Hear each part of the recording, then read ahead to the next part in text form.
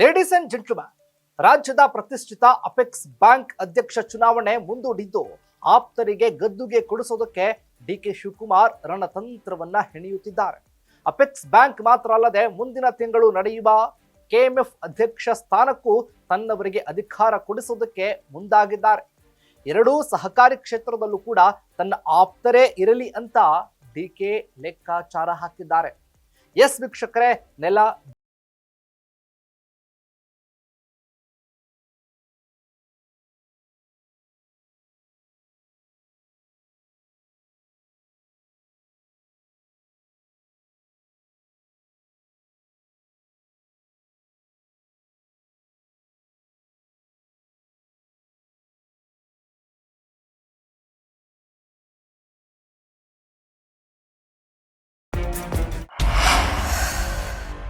Apex bank ಅಧ್ಯಕ್ಷ ಸ್ಥಾನಕ್ಕೆ CM Siddaramaiah ಹಾಗೆ ಡಿಸಿಎಂ ಡಿಕೆ ಶಿವಕುಮಾರ್ ಆಪ್ತರ ನಡುವೆ ಹಗ್ಗಜಗ್ಗಾಟ ಜೋರಾಗಿದೆ.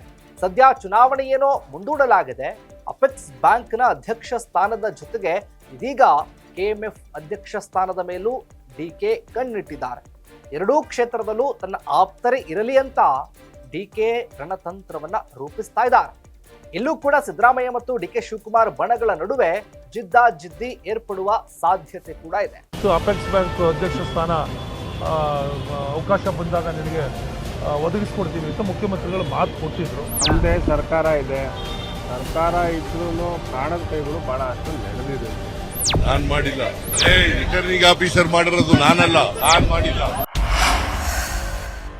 ಈಗಾಗಲೇ ಡಿಸಿಎಂ ಡಿಕೆ ಶಿವಕುಮಾರ್ ಅವರು ಅಪೆಕ್ಸ್ ಬ್ಯಾಂಕ್ ಅಧ್ಯಕ್ಷ ಸ್ಥಾನಕ್ಕೆ ಎಸ್ ರವಿ ಅವರನ್ನ ತರೋದಕ್ಕೆ ಸಾಕಷ್ಟು ಪ್ರಯತ್ನವನ್ನ ನಡೆಸಿದ್ದಾರೆ.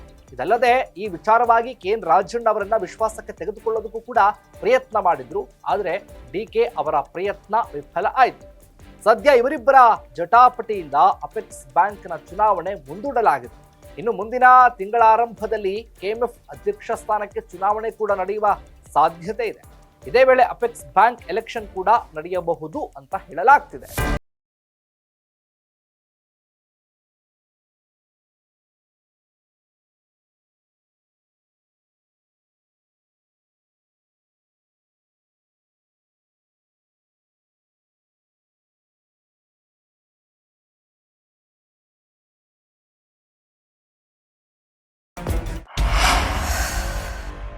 ಅಪೆಕ್ಸ್ ಹಾಗೂ ಕೆಎಂಎಫ್ ಅಧ್ಯಕ್ಷ ಸ್ಥಾನವನ್ನ ತನ್ನವರಿಗೆ ಕೊಡಿಸುವ ಮೂಲಕ ರಾಜಕೀಯ ವಿಸ್ತರಣೆಗೆ ತಳಮಟ್ಟದ ಹಿಡಿತವನ್ನ ಸಾಧಿಸುವುದಕ್ಕೆ ಡಿಕೆಶಿ ಲೆಕ್ಕಾಚಾರ ಹಾಕ್ತಿದ್ದಾರೆ.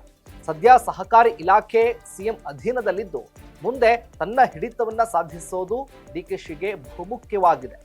ಕೆಎಂಎಫ್ ಅಧ್ಯಕ್ಷ ಸ್ಥಾನಕ್ಕೂ ಕಾಂಗ್ರೆಸ್ನಲ್ಲಿ ಭಾರಿ ಪೈಪೋಟಿ ಶುರುವಾಗಿದೆ. ಒಂದು ಕಡೆಯಲ್ಲಿ ಡಿಕೆ ಸುರೇಶ್ಗೆ ಪಟ್ಟ ಕಟ್ಟೋದಕ್ಕೆ ಡಿಕೆಶಿ ಸಿದ್ಧತೆಯನ್ನು ನಡೆಸ್ತಾ ಇದ್ರೆ, ಮತ್ತೊಂದು ಕಡೆ ಸಿಎಂ ಆಪ್ತರು ಅಧ್ಯಕ್ಷ ಸ್ಥಾನಕ್ಕೆ ಇರೋದಕ್ಕೆ ಪ್ರಯತ್ನ ಮಾಡ್ತಿದ್ದಾರೆ. ಕೆಎಂಎಫ್ ಅಧ್ಯಕ್ಷ ಸ್ಥಾನಕ್ಕೆ ಡಿಕೆ ಸುರೇಶ್, ಕೆವೈ ನಂಜೇಗೌಡ, ಭೀಮಾನಾಯ್ಕ್, ರಾಘವೇಂದ್ರ ಹಿಟ್ನಾಳ್ ಆಕಾಂಕ್ಷಿಗಳಾಗಿದ್ದಾರೆ. ಸದ್ಯ ಎರಡೂ ಸಹಕಾರಿ ಕ್ಷೇತ್ರದಲ್ಲಿ ಕಾಂಗ್ರೆಸ್ ನಾಯಕರಲ್ಲೇ ಪೈಪೋಟಿ ಏರ್ಪಟ್ಟಿದ್ದು ಚುನಾವಣೆಯಲ್ಲಿ ಗೆಲ್ಲುವವರು ಯಾರು ಎಂಬ ಕುತೂಹಲ ಜೋರಾಗಿದೆ.